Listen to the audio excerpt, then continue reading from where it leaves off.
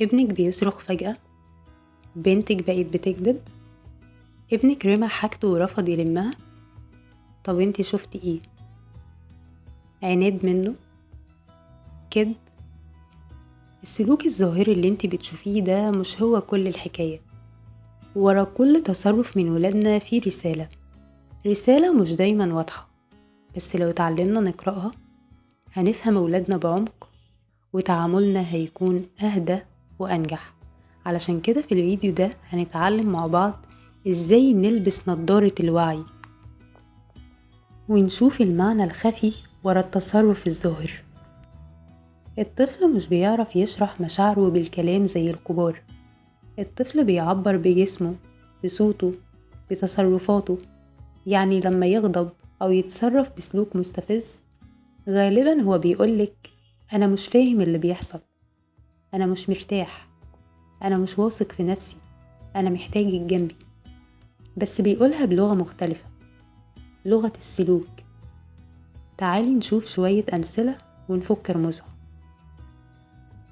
يعني مثلا الطفل اللي بيصرخ كتير مش دايما بيزن زيادة، ممكن يكون حاسس انه مش مسموع، كل الناس حواليه بتتكلم بصوت عالي أو محدش بيديله وقت، فقرر يعلي صوته علشان بس يظهر نفسه. اللي بقى عنيف فجأة، بيضرب، بيشتم، بيزعق، ده مش لأنه طفل شرير، غالبا هو موجوع، حاسس بالقهر أو بالغيرة أو بالظلم، فبيعبر عن الألم ده بشكل مؤذي. اللي بيسكت وبيبطل يحكي مش دايما مؤدب، ممكن يكون خايف يتكلم فتسفهي منه، أو يتعاقب، أو يتسفه رأيه فقرر إن هو ينسحب ويسكت ويبعد.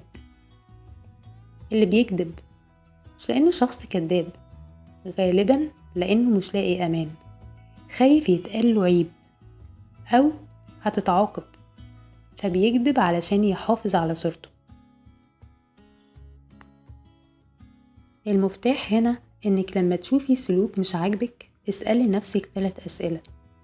هو ابني دلوقتي حاسس بإيه؟ ناقصه إيه؟ عايز يقولي إيه من ورا التصرف ده؟